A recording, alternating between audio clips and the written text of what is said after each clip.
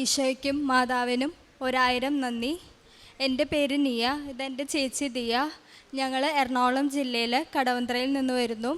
ഞങ്ങൾ ആദ്യമായി ഉടമ്പടി എടുത്തത് ഓഗസ്റ്റ് 17, 2024 ഞാൻ ഉടമ്പടി എടുത്തത് ഞാൻ വിദേശത്ത് ഞാൻ ന്യൂസിലാൻഡിൽ ഉപരിപഠനത്തിനായി വിസയ്ക്ക് അപ്ലൈ ചെയ്തായിരുന്നു.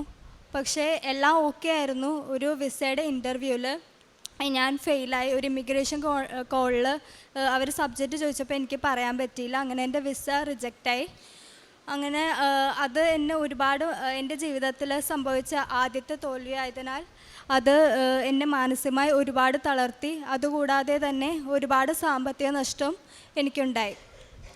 ജൂലൈയിൽ പോകാമെന്ന് കരുതി ഞാൻ എഡ്യൂക്കേഷൻ ലോൺ വഴിയാണ് ട്യൂഷൻ ഫീസ് അടച്ചത്. അതായത് 24 ലക്ഷം രൂപ വരും. അപ്പോൾ അതിൻ്റെ ഇൻട്രസ്റ്റ് മാസം 26,000 രൂപ വെച്ച് വരുമായിരുന്നു. പക്ഷേ ജൂലൈയിൽ വിസ റിജക്റ്റ് ആയതുകൊണ്ട് പിന്നെ ഇൻടേക്ക് വരുന്നത് ഫെബ്രുവരിയിലാണ്. അത്രയും മാസത്തെ ഇൻട്രസ്റ്റ് അടയ്ക്കാനുള്ള സാമ്പത്തികം എൻ്റെ കുടുംബത്തിലുണ്ടായിരുന്നില്ല. അങ്ങനെ ഒരുപാട് മാനസികമായി തളർന്നിരിക്കുന്ന സമയത്താണ് എൻ്റെ അമ്മയുടെ അനിയത്തി പറയുന്നത് കൃപാസനത്തിൽ വന്ന് ഉടമ്പടി എടുക്കാൻ. അങ്ങനെ ഓഗസ്റ്റ് 17 ഞങ്ങൾ ആദ്യമായി ഉടമ്പടി എടുത്തു. ഞങ്ങൾ രണ്ടുപേരും ഒരുമിച്ച് വന്ന് ഉടമ്പടി എടുത്തു. ഞങ്ങൾ ഇതേപോലെ ഇൻട്രസ്റ്റ് അടയ്ക്കാൻ ബുദ്ധിമുട്ടുണ്ടെന്ന് ബാങ്ക് മാനേജറിനെ അറിയിച്ചപ്പോൾ അദ്ദേഹം പറഞ്ഞു ഇപ്പോൾ ഉള്ള ലോൺ ക്ലോസ് ചെയ്തിട്ട് പുതിയൊരു ലോൺ ആരംഭിക്കാനായിട്ട്. അങ്ങനെ ഇപ്പോൾ ഉള്ള ലോൺ ക്ലോസ് ചെയ്യാനായിട്ട് ട്യൂഷൻ ഫീ നമുക്ക് തിരിച്ച് എൻ്റെ അക്കൗണ്ടിലേക്ക് വരണം. അപ്പോൾ അതിന് ഒരു സമയം പറഞ്ഞിരുന്നത് 30 ദിവസമാണ്. എന്നാൽ ഞാൻ ഉടമ്പടി എടുത്ത് വീട്ടിൽ ചെന്ന് നോക്കുമ്പോൾ എൻ്റെ അക്കൗണ്ടിൽ ആ ട്യൂഷൻ ഫീസ് ക്രെഡിറ്റായി വന്നു. പിന്നീടുള്ളത് ഇത്തിരി പ്രയാസങ്ങളും പ്രലോഭനങ്ങളും എൻ്റെ ജീവിതത്തിൽ സംഭവിച്ചു. കാരണം പിന്നീട് ബാങ്ക് മാനേജർ മാറിപ്പോയി. പിന്നീട് വന്ന ബാങ്ക് മാനേജർ ഇത്തിരി ടഫ് പേഴ്സൺ ആയിരുന്നു. ഇപ്പോൾ എന്തെങ്കിലും കാര്യങ്ങളായിട്ട് നമ്മൾ വന്നാൽ നാളെ ചെയ്യാം, അങ്ങനെ ഒരുപാട് ബുദ്ധിമുട്ടായിരുന്നു. അങ്ങനെ ഞാൻ പിന്നീട് ബാങ്കിൽ പോയപ്പോൾ മാതാവിൻ്റെ കാശുരൂപം കയ്യിൽ മുറുകെ പിടിച്ചിട്ടും പിന്നെ ഉപ്പ് ബാങ്കിൽ വിതറി. പിന്നെയുള്ള ദിവസം ഞാൻ പോയപ്പോൾ ബാങ്ക് മാനേജർ ഇത്തിരി സോഫ്റ്റ് ആവുകയും എൻ്റെ കാര്യങ്ങൾ ചോദിച്ച് മനസ്സിലാക്കുകയും ഒരിത്തിരി സോഫ്റ്റായ പോലെ എനിക്ക് തോന്നിയിരുന്നു. അതുകൂടാതെ പിന്നെ ഉണ്ടായിരുന്ന ഒരു പ്രതിസന്ധി എന്താണെന്ന് വെച്ചാൽ അതുവരെ എഡ്യൂക്കേഷൻ ലോണിൽ പ്രോസസ്സിംഗ് ഫീ ഉണ്ടായിരുന്നില്ല. ഇനി തൊട്ട് അത് ഉണ്ടാവുമെന്ന് പറഞ്ഞു. അതായത് 11,000 രൂപ പ്രോസസ്സിംഗ് ചാർജ് തന്നെ വരും. കൂടാതെ ന്യൂസിലാൻഡിലെ വിസ ഫീസ് ഇരട്ടിയായി വർദ്ധിച്ചു. 22,000 ഉണ്ടായിരുന്ന സ്ഥാനത്ത് 44,000 വർദ്ധിച്ചു. ഈ ഒരു വിഷമങ്ങളും ടെൻഷനുകളും മനസ്സിലുണ്ടായിരുന്നെങ്കിലും ഡെയിലിയുള്ള ബൈബിൾ വായനയും ആഴ്ചയിൽ ഒരിക്കലുള്ള അച്ഛൻ്റെ ധ്യാനവും എനിക്ക് ഒരുപാട് ആശ്വാസം നൽകിയിരുന്നു. എല്ലാം ഞാൻ മാതാവിന് വിട്ടുകൊടുത്തു. മാതാവിൻ്റെ ഹിതം എന്താ അതേപോലെ നിറവേറട്ടെ എന്ന് ഞാൻ ആഗ്രഹിച്ചു. അങ്ങനെ ഒക്ടോബറിൽ പുതിയ ലോൺ സ്റ്റാർട്ട് ചെയ്തു. നവംബർ 2 ഞാൻ വീണ്ടും വിസയ്ക്ക് അപ്ലൈ ചെയ്തു. സാധാരണ വിസ പ്രോസസ്സിംഗ് ടൈം 30 ദിവസമാണ്. എന്നാൽ അത്ഭുതം എന്ന് പറയട്ടെ, 1.5 ആഴ്ച കൊണ്ട് എനിക്ക് AIP കിട്ടി. AIP എന്ന് പറഞ്ഞാൽ 90% ഓക്കെയാണ്. ട്യൂഷൻ ഫീസും കൂടെ അടച്ചാൽ വിസ നമ്മുടെ കയ്യിൽ കിട്ടും. അങ്ങനെ ആ AIP കിട്ടിയ ദിവസം എൻ്റെ ഉടമ്പടിയുടെ 90-ാം ദിവസമായിരുന്നു. ഈ AIP കിട്ടിയെന്നറിഞ്ഞ് ഉടനെ ഏജൻസി എന്നെ വിളിച്ചിട്ട് പറഞ്ഞത് it's A miracle from A God. കാരണം 60% റിജക്ഷൻ നടക്കുന്ന ഒരു സമയമായിരുന്നു അത്. ആ സമയത്ത് ഒരു ഇൻ്റർവ്യൂ പോലും ഇല്ലാതെ വിസ കിട്ടുക എന്ന് പറഞ്ഞാൽ ഒരു ചാൻസും ഇല്ലാത്ത കാര്യം. കാരണം കഴിഞ്ഞ തവണ വിസ എനിക്ക് റിജക്റ്റ് ആവാൻ കാരണം ഇൻ്റർവ്യൂ ആണ്. അപ്പോൾ ഇപ്രാവശ്യം ഇൻ്റർവ്യൂ ഇല്ലാതെ തന്നെ എനിക്ക് വിസ ലഭിച്ചു. അതുകൂടാതെ ഇതിൻ്റെ ഇടയിലും കുറച്ച് സാമ്പത്തിക ബുദ്ധിമുട്ടുകൾ ഉണ്ടായിരുന്നു. എന്നാലും എങ്ങനെയൊക്കെയാണെന്ന് അറിയത്തില്ല, മാതാവ് ആ സമയത്ത് പൈസ എവിടെ നിന്നെങ്കിലുമൊക്കെ ഒപ്പിച്ച് തന്ന് എന്നെ ആശ്വസിപ്പിക്കുമായിരുന്നു. കാരണം ഈ ഒരാഴ്ച ഞാൻ എന്ത് ദുഃഖത്തിലാണോ ഇരിക്കുക, അടുത്ത ആഴ്ച ആ കാര്യം സോൾവ് ആയിട്ടുണ്ടാവും. എങ്ങനെയാണെന്നറിയില്ല. ഇതായിരുന്നു എൻ്റെ ആദ്യത്തെ നിയോഗം. പിന്നീട് ഞാൻ വെച്ച നിയോഗം എല്ലാം എൻ്റെ ചേച്ചീനെ സംബന്ധിക്കുന്ന കാര്യങ്ങളായിരുന്നു. ആ നിയോഗങ്ങളെപ്പറ്റി ചേച്ചി പറയും. ഈശോയ്ക്കും മാതാവിനും എൻ്റെ കോടാനുകോടി നന്ദി പറയുന്നു. എൻ്റെ പേര് ദിയ. ഞാൻ കടവന്ത്രയിൽ നിന്നാണ് വരുന്നത്. എൻ്റെ ആദ്യത്തെ നിയോഗം എന്ന് പറഞ്ഞു കഴിഞ്ഞാൽ MCOM ഫുൾ പാസ്സാവണമെന്നായിരുന്നു. ഞാൻ 2019 2019 അഡ്മിഷൻ സ്റ്റുഡൻ്റാണ്. എൻ്റെ കോഴ്സ് കഴിഞ്ഞത് 2021. ഞാൻ എക്സാം എഴുതിയിട്ട് 2-3 സബ്ജക്ട്സിലൊക്കെ ഫെയിലായിരുന്നു. അപ്പോൾ ഞാൻ ഉടമ്പടി എടുക്കുന്നതിന് മുമ്പേ തന്നെ ഞാൻ എക്സാം എഴുതിയത് ഫെയിലായ സബ്ജക്ട്സൊക്കെ ഞാൻ റീവാലുവേഷന് കൊടുത്തായിരുന്നു. റീവാലുവേഷന് കൊടുത്തിട്ട് എനിക്കൊരു നോ ചേഞ്ച് എന്ന് പറഞ്ഞാണ് കാണിച്ചിരുന്നത്. മാർക്കൊന്നും കൂടി കിട്ടിയിട്ടുണ്ടായില്ല.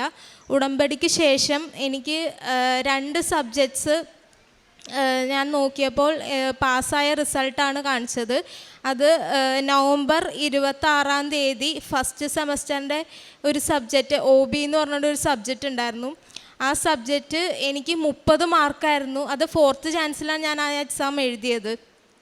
4th ചാൻസ് എഴുതിയതിൽ എനിക്ക് ആ ഒരു സബ്ജക്റ്റ് 30 മാർക്കായിരുന്നു ഉണ്ടായിരുന്നത്. പാസ് മാർക്ക് നമുക്ക് 60 മാർക്കാണ് വേണ്ടത്. പക്ഷേ എനിക്ക് മാതാവ് എനിക്ക് റീവാലുവേഷനിൽ 75 മാർക്ക് നൽകി എന്നെ അനുഗ്രഹിച്ചു. അതോടൊപ്പം തന്നെ ആ ഒരാഴ്ചയിൽ തന്നെ നവംബർ 29 എൻ്റെ സെക്കൻഡ് സെമസ്റ്റർ ഒരു സബ്ജക്റ്റും കൂടി ഉണ്ടായിരുന്നു, QT എന്ന് പറഞ്ഞിട്ട്.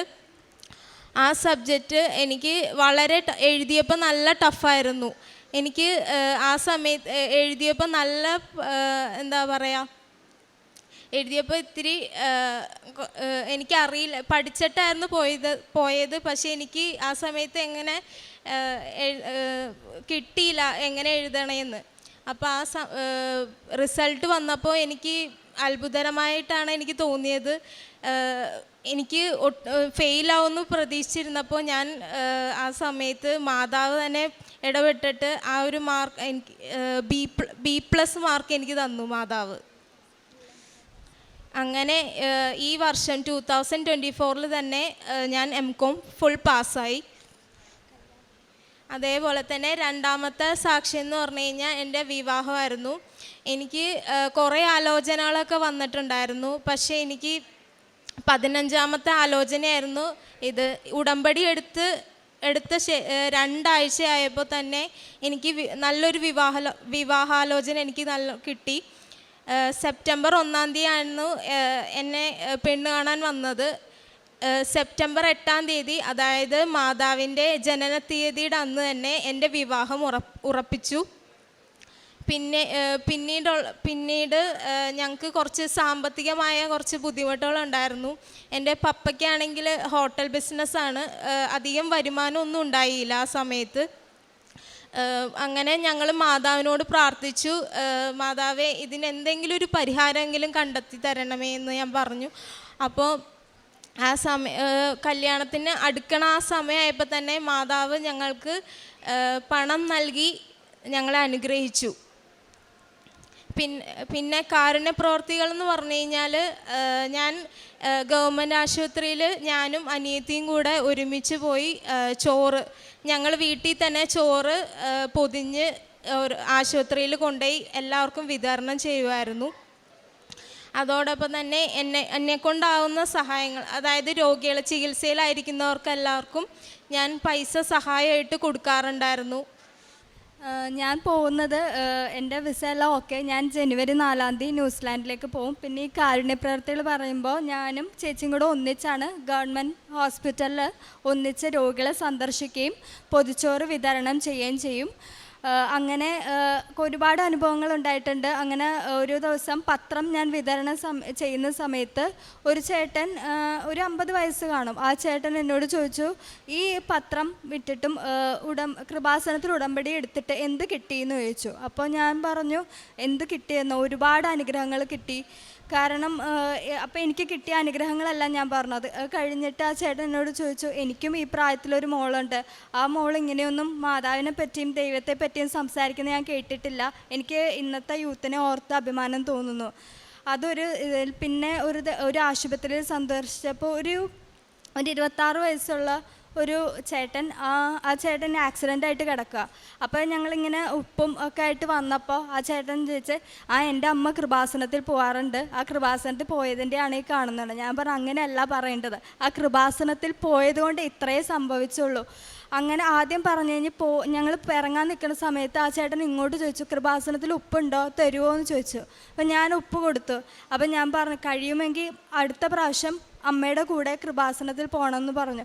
അപ്പോൾ ആളുടെ മനസ്സ് മാറിയ പോലെ തന്നെ അടുത്ത തവണ ഞാൻ അമ്മയുടെ കൂടെ എന്തായാലും കൃപാസനത്തിൽ പോകും, നിങ്ങൾ പറയുന്നത് കേട്ടിട്ട് എനിക്ക് അവിടെ എന്തോ ഒരു ശക്തി ഉള്ളത് പോലെ തോന്നുന്നു എന്ന് പറഞ്ഞു.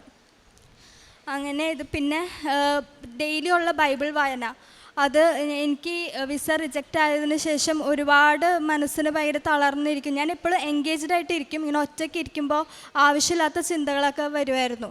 അപ്പോൾ ഞാൻ യൂട്യൂബിൽ മോട്ടിവേഷൻ വീഡിയോ പോലെ കാണുമായിരുന്നു. എന്നാൽ ഉടമ്പടി എടുത്തതിന് ശേഷം ബൈബിൾ വായനയായിരുന്നു എൻ്റെ ഏറ്റവും വലിയ മോട്ടിവേഷൻ. പല തവണയും കരഞ്ഞുകൊണ്ടാണ് ബൈബിൾ തുറക്കുന്നത്. എന്നാൽ ബൈബിൾ വായിച്ച് തീർന്നു കഴിയുമ്പോൾ എന്നെ ആശ്വസിപ്പിക്കുന്ന എന്തെങ്കിലും വചനം എനിക്ക് കിട്ടും. ഞാൻ എൻ്റെ എല്ലാ സങ്കടങ്ങളും ഞാൻ അപ്പം തന്നെ മറക്കും. പിന്നെ ഞങ്ങൾ കഴിയുന്ന പോലെയൊക്കെ എല്ലാ ഞായറാഴ്ചയും കുർബാന കൂടുകയും പിന്നെ കുടുംബ പ്രാർത്ഥന മുടക്കാറില്ല. എല്ലാ കുടുംബ പ്രാർത്ഥനയൊക്കെ ഞങ്ങൾക്ക് ആത്മീയമായിട്ട് ഒരുപാട് വളർന്നു. കാരണം ജീവിതത്തിലൊരു ക്രമം വന്ന പോലെ, ഒരു ടൈം ടേബിൾ വന്ന പോലെ. കാരണം രാവിലെ എണീറ്റിട്ട് ഡെയിലി ബ്രെഡ് അത് ഞാൻ മുടങ്ങാതെ കാണാറുണ്ട്. അത് കണ്ടിട്ടാണ് ഞാൻ എൻ്റെ ദിവസം ആരംഭിക്കുന്നത്. അത് കണ്ടുകൊണ്ടിരുന്ന ആ 2ാം ആഴ്ചയാണ് എനിക്ക് AIP വരുന്നത്. അങ്ങനെ ഒരുപാട് അനുഗ്രഹങ്ങളുണ്ട്. ഇത്രയും അനുഗ്രഹങ്ങൾ തന്ന ഈശോയ്ക്കും മാതാവിനും കോടാനുകോടി നന്ദി. പുറപ്പാടിൻ്റെ പുസ്തകം 15-ാം അധ്യായം 24-ാം തിരുവചനം അരുളി ചെയ്യുന്നു, ജനം മോശയ്ക്കെതിരെ പിറുപിറുത്തു, ഞങ്ങൾ എന്തു കുടിക്കും? അവൻ കർത്താവിനെ വിളിച്ചപേക്ഷിച്ചു. അവിടുന്ന് അവന് ഒരു തടിക്കഷ്ണം കാണിച്ചു കൊടുത്തു. അത് വെള്ളത്തിലിട്ടപ്പോൾ വെള്ളം മധുരിച്ചു.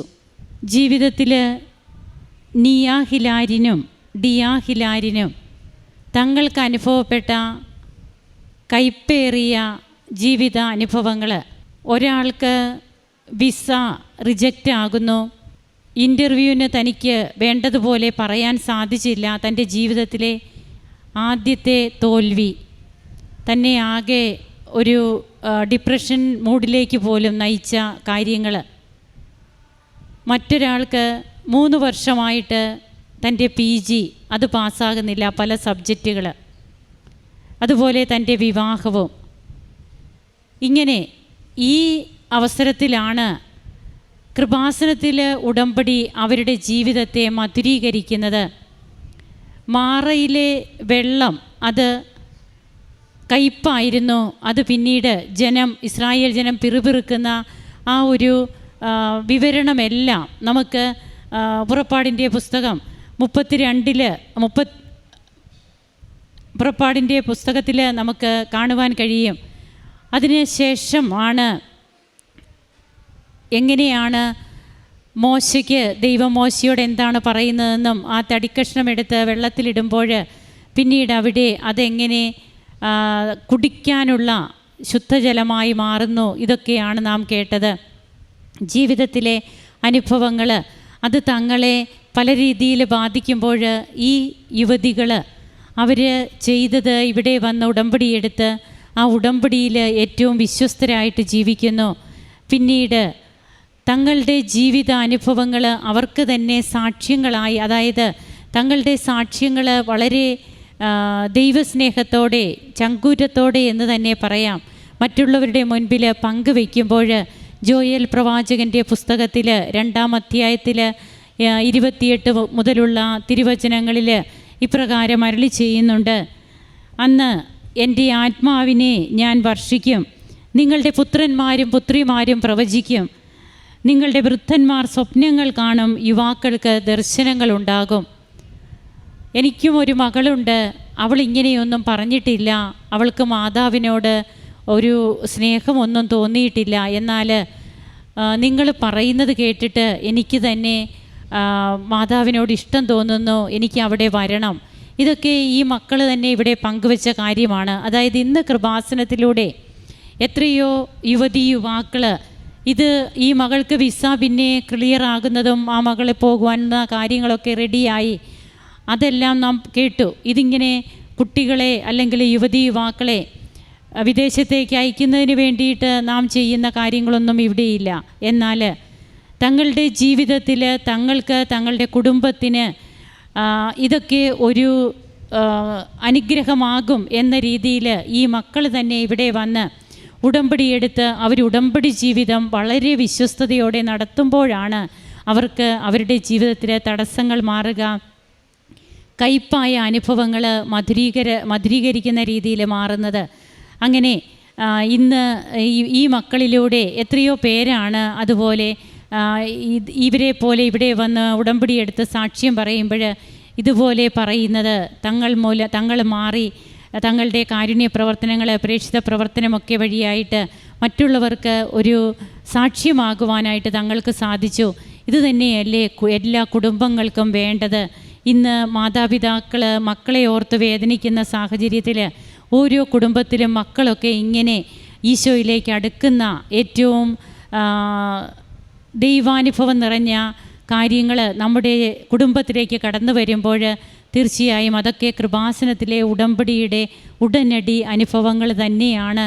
ഇന്ന് ഈ ചേച്ചിയും അനുജത്തിയും ഏറ്റവും സന്തോഷത്തോടെ തങ്ങളുടെ ജീവിതാനുഭവങ്ങൾ, തങ്ങൾ സാക്ഷികളായി മാറിയ അനുഭവങ്ങൾ അൾത്താരയിൽ പങ്കുവയ്ക്കുമ്പോൾ നിയമാവർത്തനം 32 അവിടുന്ന് അവനെ മരുഭൂമിയിൽ ശൂന്യത ഓരിയിടുന്ന മണലാരണ്യത്തിൽ കണ്ടെത്തി, അവനെ വാരി പുണർന്ന് താല്പര്യപൂർവ്വം പരിചരിച്ച് തൻ്റെ കണ്ണിലുണ്ണിയായി സൂക്ഷിച്ചു. ഈശോ യുവാവായ ഈശോ കണ്ണിലുണ്ണിയായി സൂക്ഷിച്ച് എങ്ങനെയാണ് അവർ സഭയ്ക്കും രാജ്യത്തിനും സമൂഹത്തിനും കുടുംബത്തിനും പ്രയോജനമുള്ള മക്കളായി വളരുന്നത് എന്നുള്ളതിൻ്റെ സാക്ഷ്യങ്ങളാണ് നാം കേട്ടുകൊണ്ടിരിക്കുക. നമുക്ക് കരങ്ങളടിച്ച് ഈശോയ്ക്കും അമ്മയ്ക്കും നന്ദി പറയാം, ദൈവത്തെ ആരാധിക്കാം, മഹത്വപ്പെടുത്താം. അത്യപൂർവ ദൈവാനുഭവങ്ങൾ ഇനി നിങ്ങൾക്കും സ്വന്തം. ഈ യൂട്യൂബ് ചാനൽ ഇതുവരെ സബ്സ്ക്രൈബ് ചെയ്തിട്ടില്ലെങ്കിൽ ഇപ്പോൾ തന്നെ സബ്സ്ക്രൈബ് ചെയ്യുക.